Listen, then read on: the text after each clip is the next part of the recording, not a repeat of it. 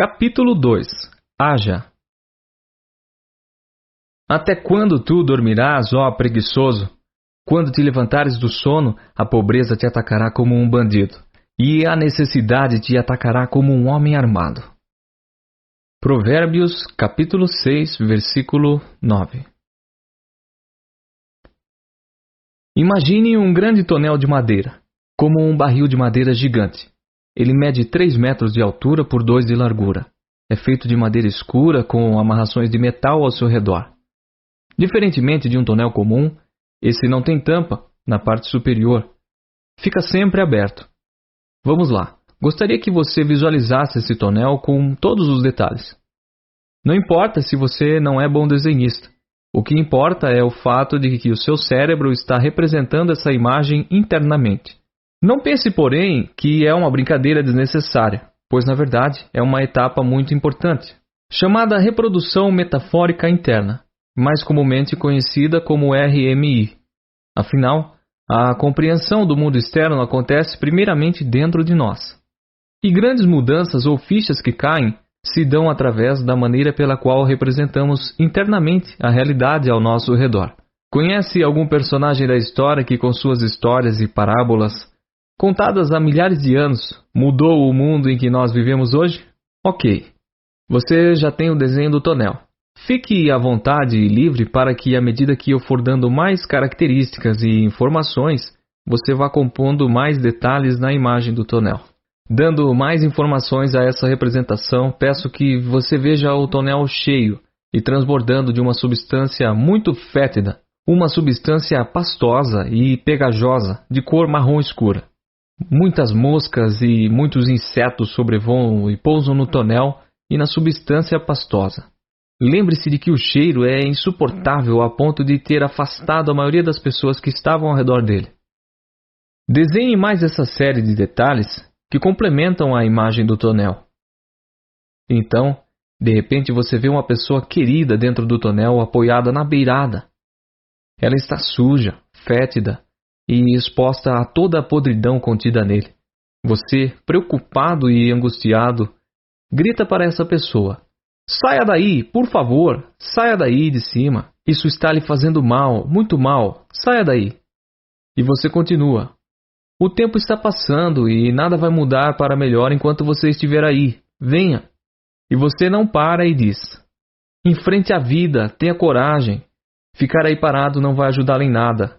Não adianta disfarçar. Quem o conhece sabe dos seus medos, da sua paralisia, da sua omissão diante da vida. Mexa-se, ouse sair daí, venha para cá. Se não der certo, você pode recomeçar. Venha, por favor, venha para cá." E a pessoa que você tanto quer bem continua lá, sem se mover. Às vezes acusando, às vezes justificando, às vezes ficando em silêncio. Talvez você esteja travando outro diálogo com outra pessoa em cima do tonel.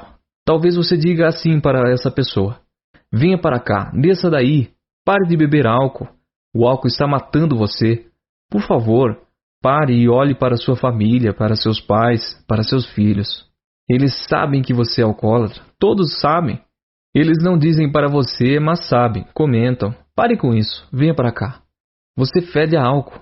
Você está perdendo o respeito das pessoas, pois a admiração você já perdeu há muito tempo. E você não desiste dessa pessoa e continua: "Desça daí, eles não merecem isso de você.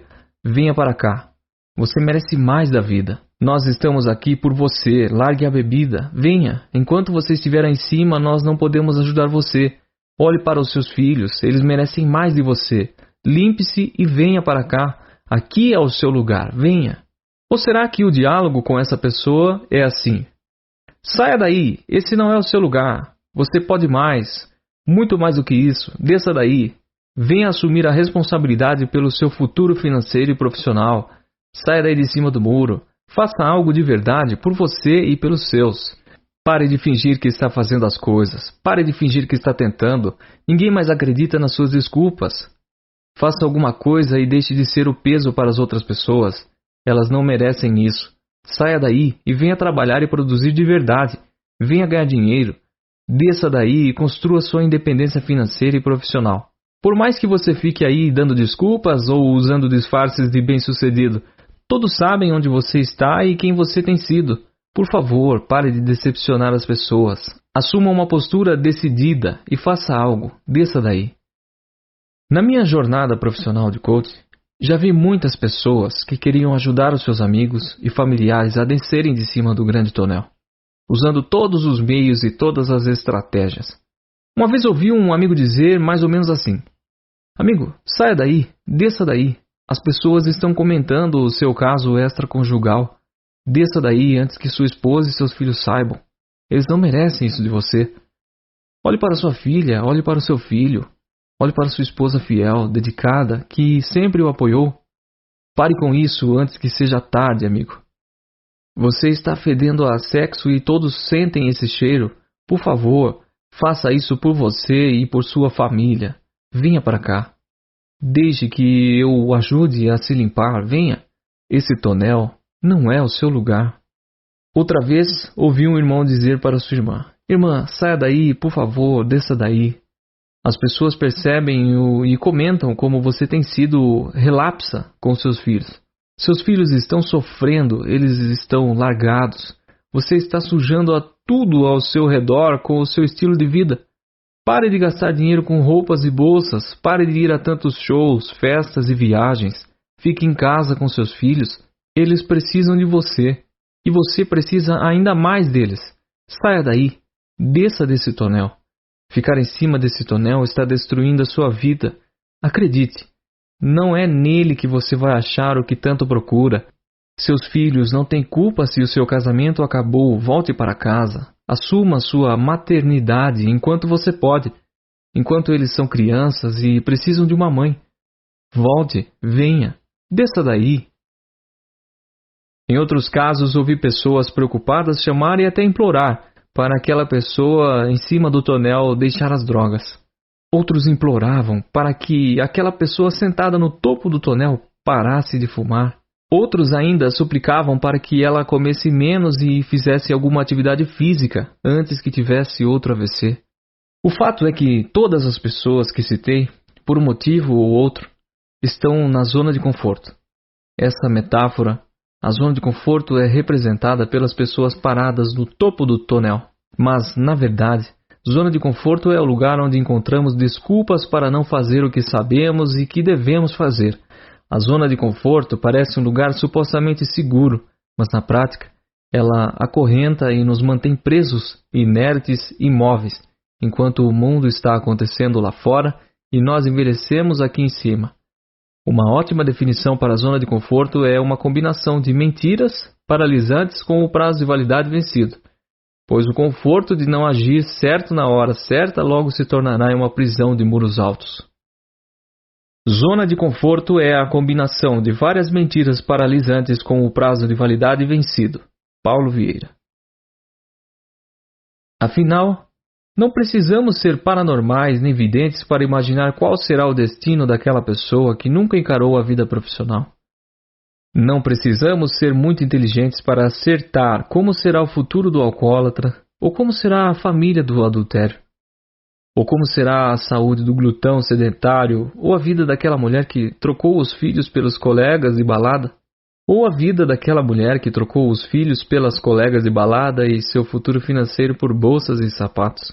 Certamente é bem mais fácil e cômodo dizer como será a vida das pessoas presas na zona de conforto. Afinal, estamos de fora analisando suas ações e as consequências de seus atos e de suas omissões. Contudo, precisamos olhar para dentro de nós mesmos e nos perguntar: em quais áreas da minha vida me percebo na zona de conforto? Como será a minha vida se eu continuar, por ação ou por omissão, na zona de conforto? Entendendo a metáfora do tonel e entendendo o que é a zona de conforto e as consequências dela na vida das pessoas, mas sobretudo na vida, posso então lhe fazer o meu segundo convite. Haja, vamos, deixe o tonel, venha para cá e se afaste dessa terrível zona de conforto. Haja, não importa se certo ou errado, apenas haja e depois se aplique para agir cada vez mais acertadamente. O bordão diz: tem poder quem age, e mais poder ainda quem age certo. Peço que memorize esse bordão, que venho repetindo nos últimos anos e depois compartilhe com outras pessoas. Tem poder quem age, e mais poder ainda quem age certo. Paulo Vieira. A única coisa que pode tirar alguém da zona de conforto é a ação direcionada para suas metas, seus objetivos e seus desejos. No entanto, veja bem, para tirá-lo da zona de conforto, não precisa ser a melhor ação. Não precisa ser a ação mais acertada, nem a mais eficaz, a ser posta em prática. Qualquer ação direcionada sutilmente para os nossos objetivos já inicia o processo de mudança e libertação da zona de conforto. Existe, porém, algo como uma força paquidérmica que sustenta e mantém as pessoas aprisionadas na zona de conforto. E nosso foco agora é identificar, qualificar e em seguida destruí-la.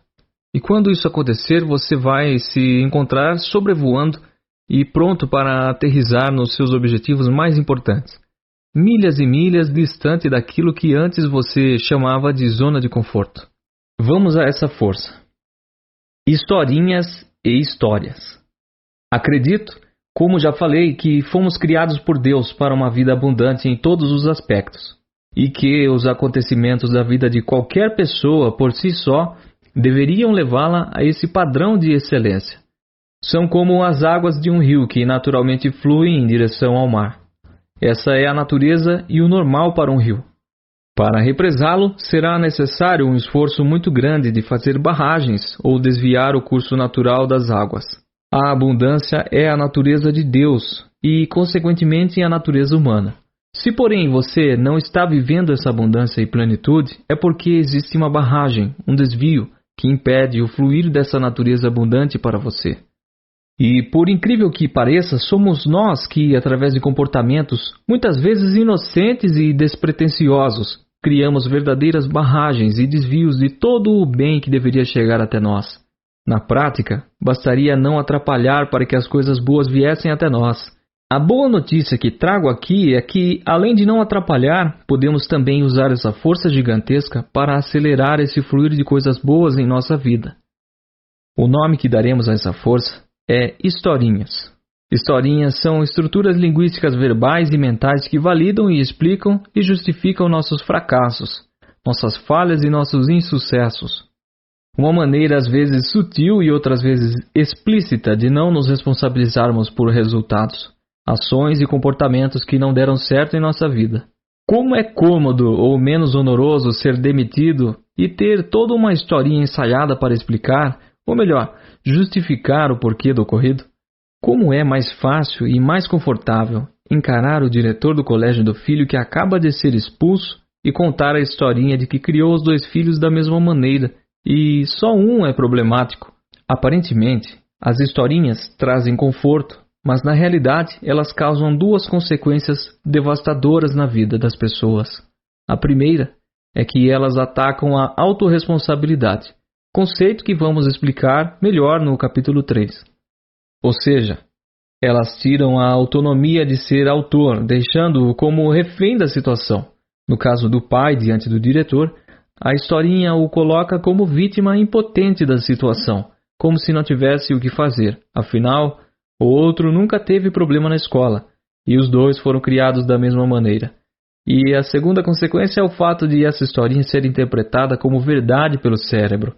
E quanto mais vezes for contada e com mais intensidade emocional for dita, mais presa dentro dela a pessoa ficará. O cérebro não escolhe no que acreditar. Assim, o que você mais comunicar, mais verdadeiro será. Nesse caso, esse filho será de fato a ovelha negra da família, o menino problema, provavelmente sem solução. Quantas historinhas temos contado para justificar os nossos fracassos? Quantas historinhas temos criado e contado para justificar ou explicar nossa permanência no grande tonel da zona de conforto? É comum acreditarmos que historinhas são mentirinhas ou disfarces simples para algo do qual queremos fugir ou sobre o qual não queremos reconhecer na nossa responsabilidade. Na verdade, existem 3 categorias de historinhas: mentiras e exageros, verdades e, por fim, brincadeiras. As historinhas mentirosas São justificativas inventadas com o objetivo de diminuir a culpa. Já as historinhas verdadeiras são uma tentativa de acusar o outro e se eximir da responsabilidade pelos próprios atos. As brincadeiras fazem a pessoa fechar os olhos para o problema, tirar o foco do assunto por meio de piada ou de algo engraçado dito sobre o problema. Seja qual for o tipo de historinha, elas destroem a autoimagem e deixam seus autores impotentes na questão da ação e do comportamento, e certos da impossibilidade de realizar.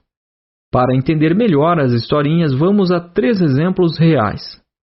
Caso 1. Certa vez encontrei um antigo parceiro comercial e começamos a conversar, até que chegamos ao assunto saúde. Nesse momento, ele olhou para mim com um tom de sinceridade e impotência e confidenciou: "Você sabe, eu não como nada e mesmo assim não paro de engordar." Sua esposa, que estava com ele, olhou para baixo e ensaiou um sorriso irônico.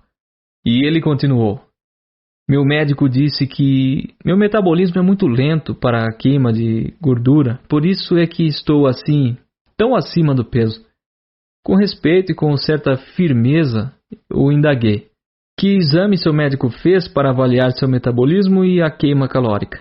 Ao que a esposa do ex-parceiro respondeu: "Historinha, Paulo Vieira, tudo historinha. Nem médico ele tem, a questão é que ele come muita besteira, principalmente à noite. Na hora de dormir, na verdade, nossa cama é a mesa de piquenique dele e a TV é a paisagem." Nessa primeira historinha, como a própria esposa denunciou, toda aquela conversa era mentira do marido. Primeiro, ele de fato comia muito, principalmente à noite. Segundo, nenhum médico falou que ele tinha metabolismo lento na queima calórica, era apenas uma inverdade para explicar sua obesidade, tirando dele a culpa ou a responsabilidade pelos quilos a mais. E como o problema de obesidade não era a responsabilidade dele, afinal o responsável era um metabolismo lento, por que mudar? Por que adotar um estilo de vida saudável, uma vez que seu metabolismo queima calorias na velocidade de uma tartaruga de aquário? Essa historinha se classifica da seguinte maneira: categoria: mentira. Comportamento: justificação e diminuição de culpa pela aparência obesa. Resultado primário: obesidade. Resultado secundário: problemas de saúde, problemas conjugais, baixa produtividade profissional, pouca atividade sexual, etc. Caso 2.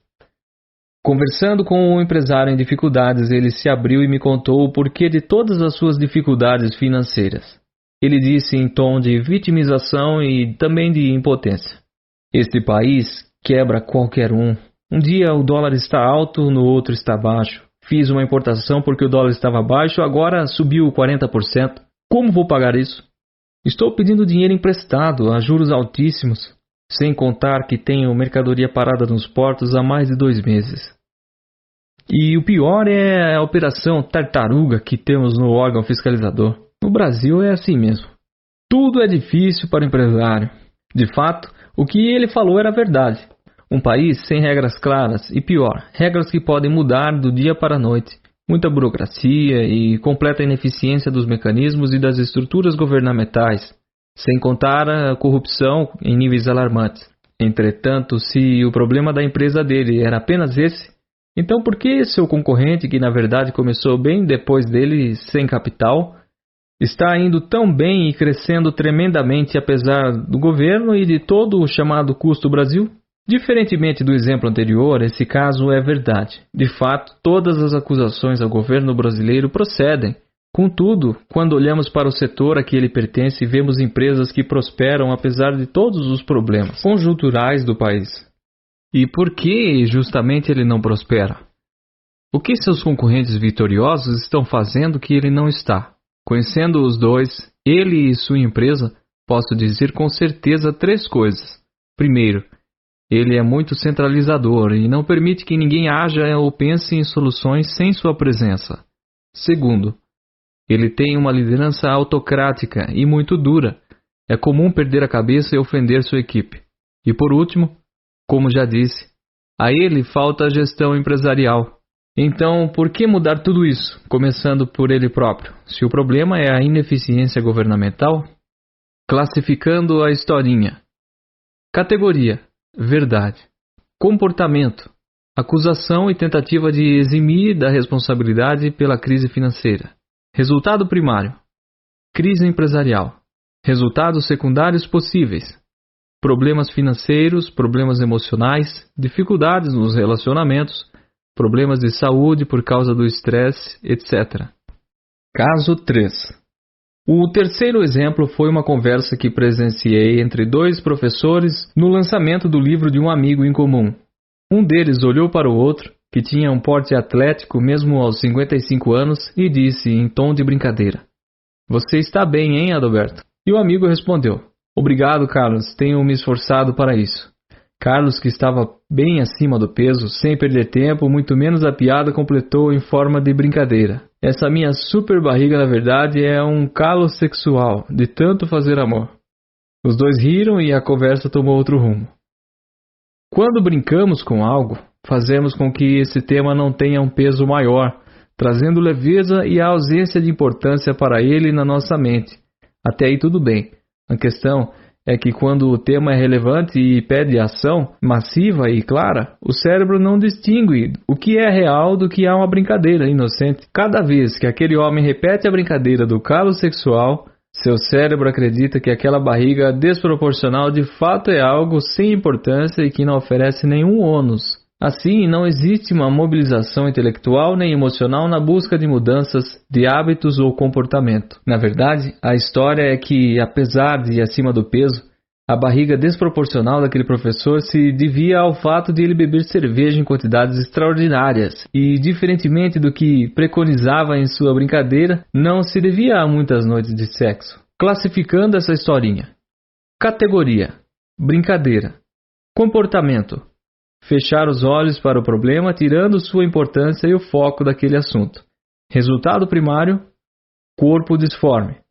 Resultados secundários possíveis: problemas de saúde, problemas financeiros, dificuldade nos relacionamentos amorosos, baixa autoestima, sentimento de inferioridade e etc. Em mais de 15 anos fazendo coaching e tabulando o estado atual de cada um dos meus clientes, e conhecendo seus comportamentos, ficou claro para mim que as historinhas eram o fundamento da incapacidade de mudar atitudes, hábitos e até resultados.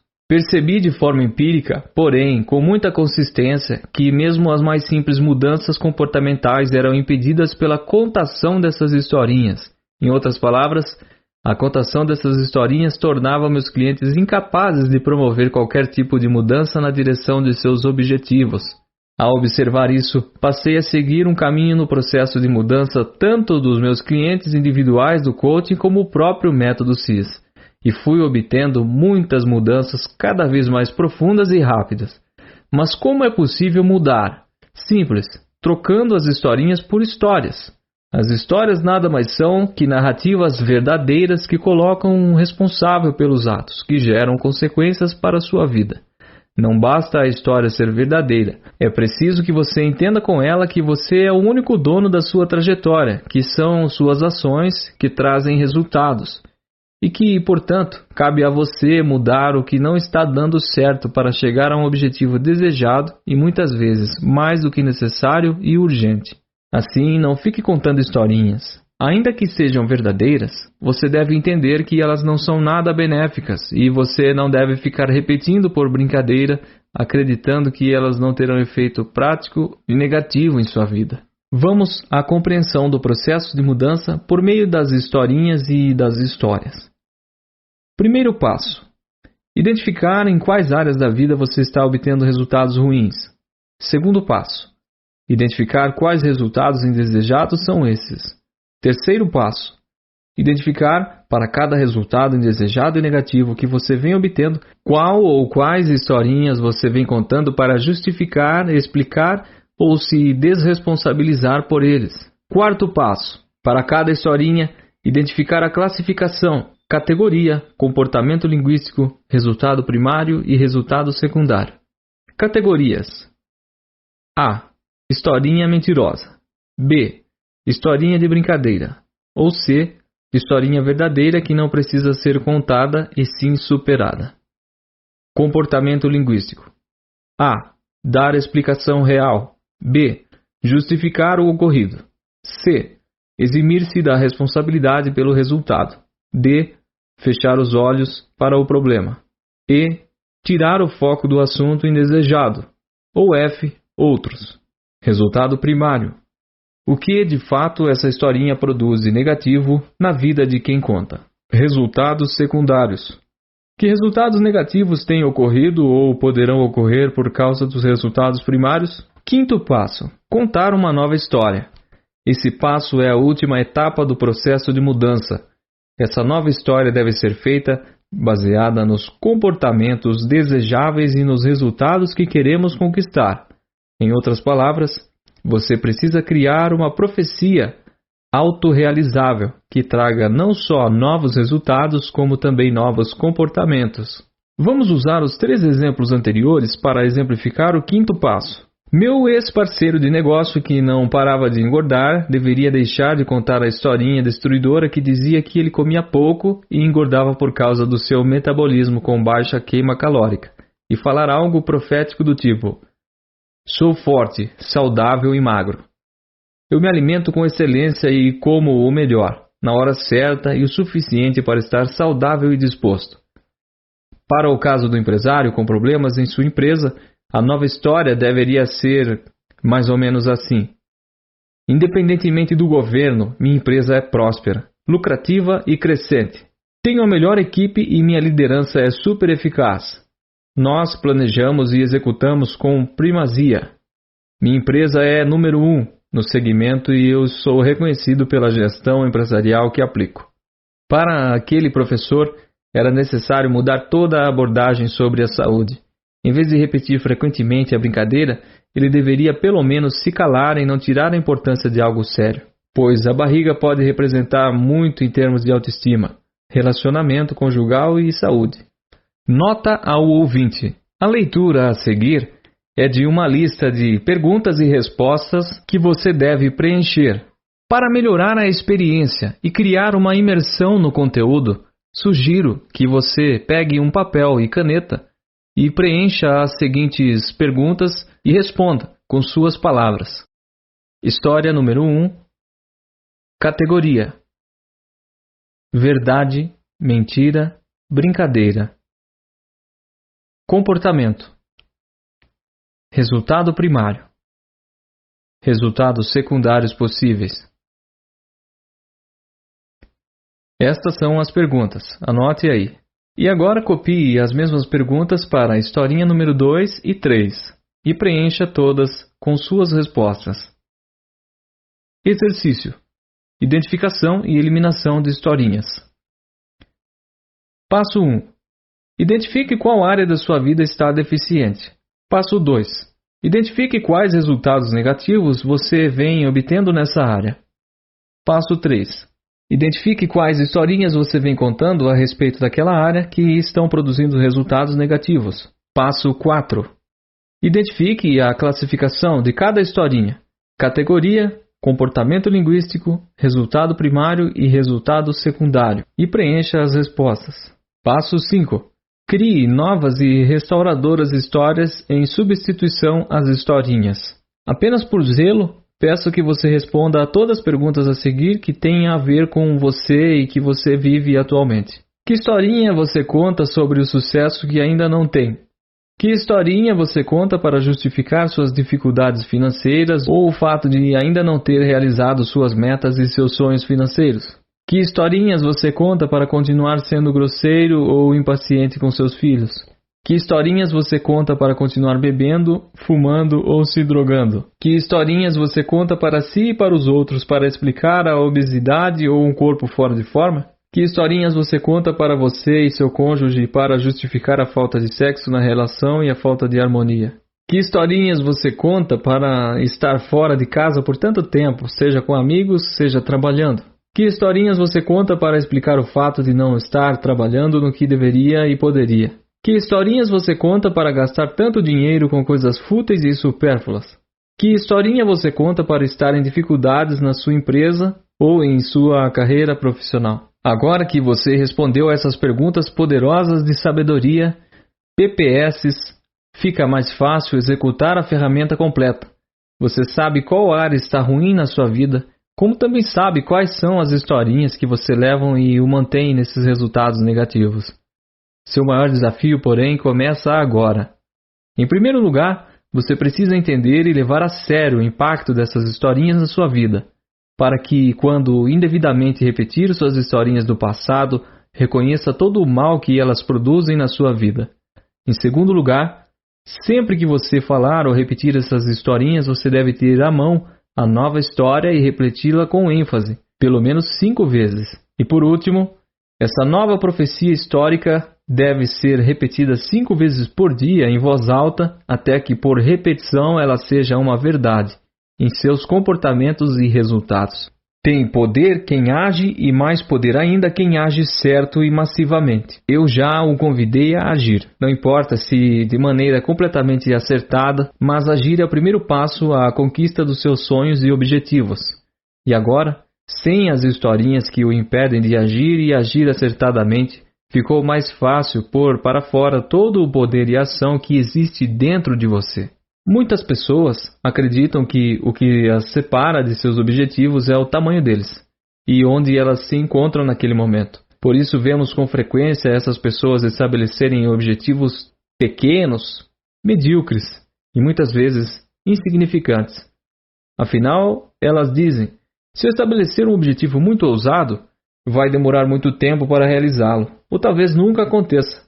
Essa afirmação parece ser verdade, mas na prática não é. Humanamente falando, a única coisa que nos separa dos nossos objetivos é a nossa capacidade de agir. A qualidade das nossas ações e a somatória delas são o fator que determinarão quanto tempo levaremos para realizarmos uma meta. Não importa se o objetivo é ousado ou muito fácil de conquistar. Vejo constantemente pessoas que demoram uma eternidade para realizar um objetivo simples e pequeno. E tenho visto outras pessoas que em tempo recorde realizam o extraordinário. O que vai realmente importar é o que de fato você fará para conquistar seu objetivo. Ou seja, a quantidade e a qualidade das ações implantadas. Vamos ao exemplo de 2 jovens vendedores em uma empresa atacadista, que decidem estabelecer suas metas pessoais. O primeiro decide comprar um carro popular de 1000 cilindradas. E o segundo estabelece a meta de comprar uma Mercedes 0 km. O primeiro vendedor usa a lógica cartesiana tradicional e começa a fazer contas do tipo: poupando 200 por mês, precisarei de 60 meses ou 5 anos para juntar 12 mil reais.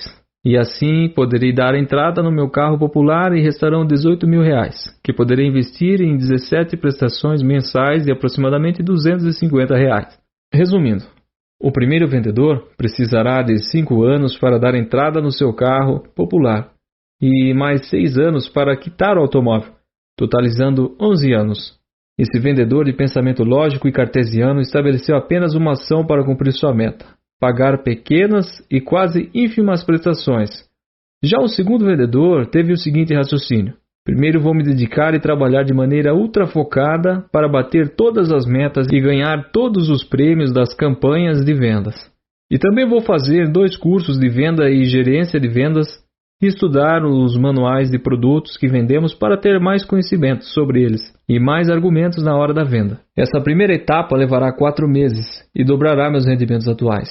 Com isso, espero ser promovido a coordenador de equipe comercial com uma retirada mensal 2 vezes maior que meu salário atual. O segundo passo será entrar em uma faculdade tecnológica e me formar em 2 anos, e assim que tiver completado minha graduação, entrarei em uma pós-graduação em gestão comercial. Essa etapa levará 2 anos e então me candidatarei a gerente comercial da nova unidade da empresa que está sendo construída na cidade vizinha. Nesse momento, já estarei ganhando entre salário fixo e comissão aproximadamente 4 a 6 vezes mais do que o valor original. Meu próximo passo será propor à diretora que eu monte uma equipe de telemarketing terceirizada para atender às pequenas vendas da empresa, aquelas que não compensam mandar um vendedor na rota. Afinal, esse é hoje o grande gargalo da empresa. Com isso, poderei montar uma equipe para fazer televendas em 4 estados e isso poupará muito dinheiro para a empresa em termos de custo de vendas, rota, combustível, automóvel, etc. Atendendo a carteira de pequenos clientes, O estimado total de vendas é de 4 milhões de reais por mês, e se a comissão da minha empresa de telemarketing for de 7%, seu faturamento será de 280 mil e terá lucro líquido aproximado entre 80 mil reais por mês, conforme os cálculos do consultor do Sebrae que me orientou. Já no quarto mês, depois de fazer os cursos de vendas, estudar os manuais dos produtos e me dispor a pagar o preço de estar super focado em vender, comprarei meu carro, que dessa vez será um carro popular. Ao ser promovido a coordenador comercial no sexto mês e mais que dobrar o meu salário e minhas comissões, poderia comprar um carro melhor, mas não farei isso. Vou guardar e aplicar dinheiro para montar no futuro minha empresa de telemarketing. Depois de me formar e cursando uma pós-graduação em gestão comercial, serei promovido a gerente geral de uma nova unidade, que está em construção, e novamente dobrarei meu salário.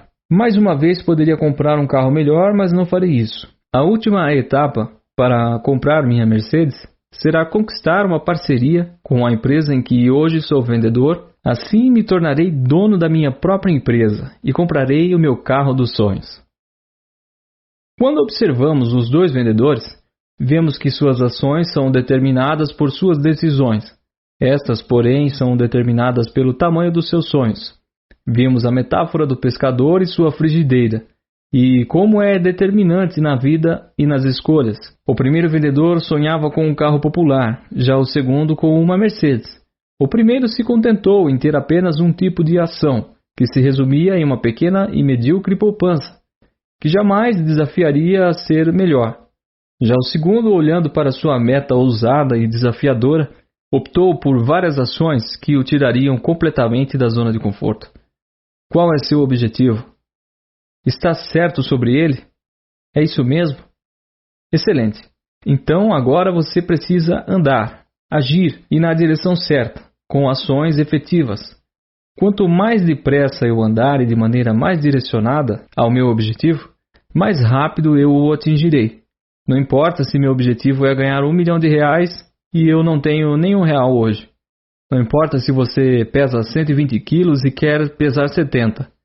O que importa é se você está indo na direção certa, com comportamentos certos e se vai na melhor velocidade possível. Conheço pessoas que começaram a ganhar dinheiro muito tempo depois de outras, e no espaço de 3, 5, 6 anos já se tornaram milionárias, enquanto as pessoas que tinham começado 10 ou 15 anos antes a sua jornada financeira não conseguiram atingir o mesmo resultado. Muitas pessoas estão falando em sucesso, mas são poucas as que de fato estão atingindo. Em 2014, corri a minha primeira meia maratona do Rio de Janeiro. Depois de completar a prova, com prazer e bem-estar físico, eu disse ao meu amigo e treinador: Ed, não foi difícil como eu pensava que seria. Na verdade, foi fácil. Ele respondeu: completar os 21 quilômetros de meia maratona é fácil. O difícil é se preparar para ela. Aquilo ficou ecoando na minha cabeça e me deu muita clareza sobre o caminho do sucesso. O difícil é agir na direção certa, como acordar cedo para os treinos, fazer musculações e alongamento. Difícil mesmo é treinar fazendo os tiros de velocidade e subir as ladeiras correndo. O duro é acordar todos os sábados às 5 da manhã e correr em média 15 quilômetros. Na verdade, o difícil é me preparar por meio de ações massivas e consistentes, pois o sucesso é apenas consequência de minhas ações. Paulo Vieira. Se o meu objetivo era fazer 21 quilômetros na maratona, para conquistá-lo eu precisava agir com ações massivas de preparação. Então corri todas as terças e quintas e no sábado o treino era dobrado. Entretanto, não era apenas cumprir os dias de treinamento. A questão também é: eu fiz o treinamento adequado? Eu me empenhei? Fui até o meu limite? Segui a orientação do meu treinador ou coach? Dei o meu melhor? Eu me alimentei de acordo com o que havia sido combinado, seguindo o meu cardápio para criar massa magra, musculatura, resistência nas articulações? Completar uma corrida de 21 km pode ser algo muito fácil ou algo desastroso. Isso depende das suas ações. O fato é que qualquer um pode.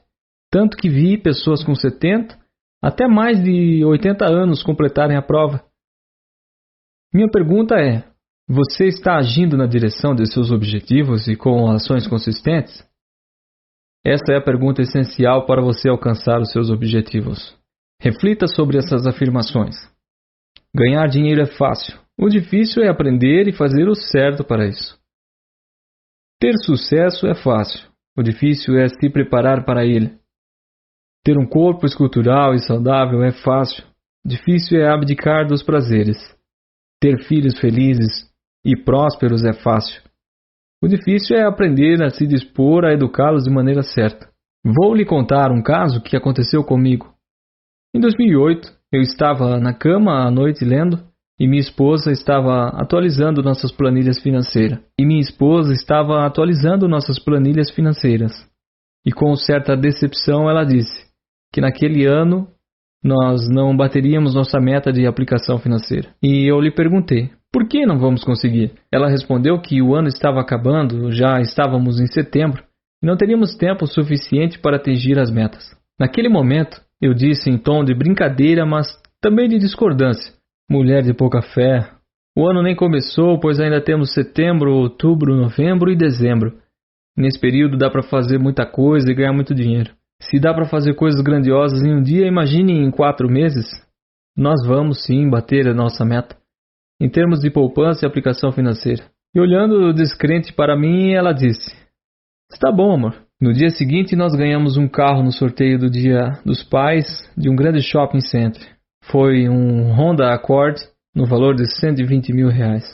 Logo depois, fechamos grandes negócios, abrimos uma nova área da empresa, investimos fortemente no setor de educação à distância com uma tremenda plataforma de ensino à distância e ainda iniciamos um congresso de coaching nos Estados Unidos. E tudo isso aconteceu em 4 meses. Quem está de fora, procurando historinhas para justificar o seu insucesso, poderia dizer que meu sucesso se deu por acaso ou porque sou uma pessoa de sorte. Veja bem, que não nos tornamos a maior instituição de coaching da América Latina por sorte. A verdade é que agimos com precisão, eficácia e diligência. Atribuir à sorte o crescimento do CIS seria como negar que em 2008 eu já tinha mais de 5 mil horas de sessões de coaching. Seria negar que cada ano a FebraCIS faz uma verdadeira revolução no contexto de inovações e gestão. Acredito que quanto mais trabalho com dedicação, quanto mais aprendo e mais inovo, mais sorte eu tenho. Vou contar uma parábola que certamente você já ouviu, mas que se adapta perfeitamente ao tema abordado aqui e explica até porquê da minha sorte. Porque é assim como um homem que, ausentando-se do seu país, chamou os seus servos e lhes entregou os seus bens. A um deu 5 talentos, a outro 2, a outro 1, e cada um segundo a sua capacidade, e seguiu viagem. O que recebera 5 talentos foi imediatamente negociá-los, e ganhou outros 5. Da mesma sorte, o que recebera 2 ganhou outros 2. Mas o que recebera 1 foi e cavou na terra, e escondeu o dinheiro do seu senhor. Ora, depois de muito tempo, o senhor daqueles servos voltou, e prestou conta com eles. Então, o que recebera 5 talentos, apresentou-lhe outros 5 talentos, dizendo, Senhor, entregaste-me 5 talentos. Eis aqui outros 5 que ganhei. Disse-lhe o Senhor, muito bem, servo bom e fiel. Sobre o pouco foste fiel, sobre muito te colocarei. Entra no gozo do teu Senhor. Chegando também o que recebera 2 talentos, disse, Senhor, entregaste-me os 2 talentos, eis aqui outros 2 que ganhei. Disse-lhe o Senhor, muito bem, servo bom e fiel. Sobre o pouco foste fiel, sobre muito te colocarei. Entra no gozo do seu Senhor. Chegando por fim o que recebera 1 talento, disse, Senhor, eu te conhecia, que és um homem duro, que ceifas onde não semeaste, e que recolhes onde não joeiraste. E atemorizado fui esconder na terra o teu talento. Eis aqui, tens o que é teu. Ao que lhe responde o seu senhor, servo mau e preguiçoso, sabias que ceifo onde não semeio e recolho onde não joeirei? Devias então entregar o meu dinheiro aos banqueiros, e vindo eu teria recebido com juros. Tirai-lhes, pois, o talento e dai-lhe ao que tem 10 talentos.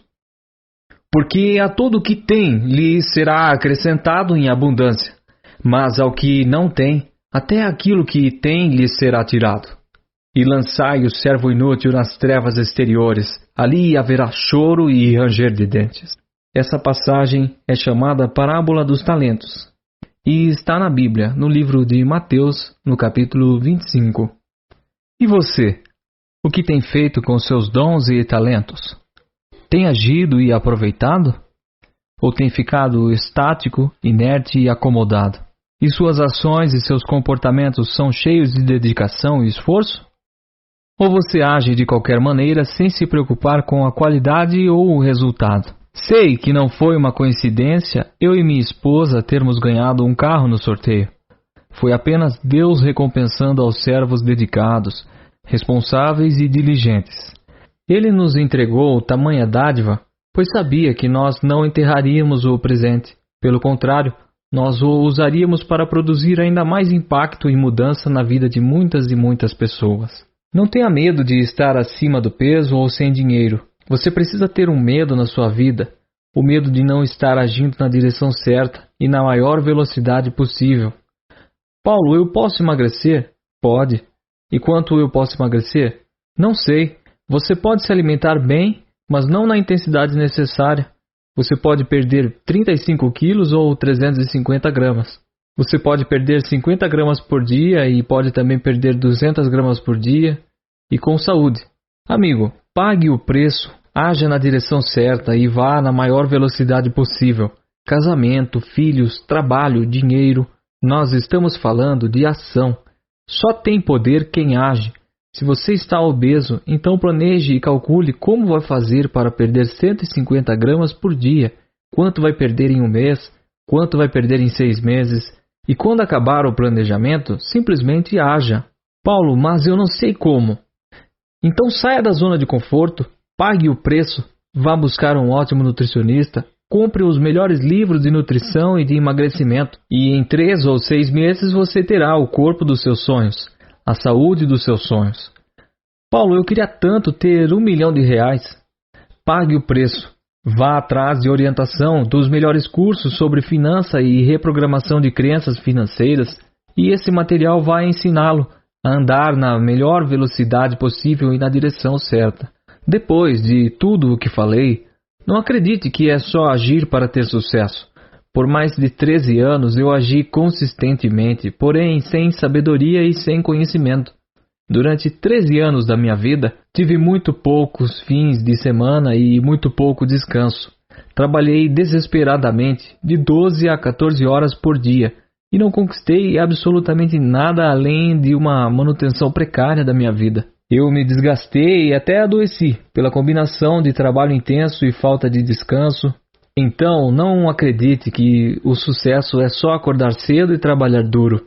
Tenho visto muitas pessoas enganadas por essa meia-verdade.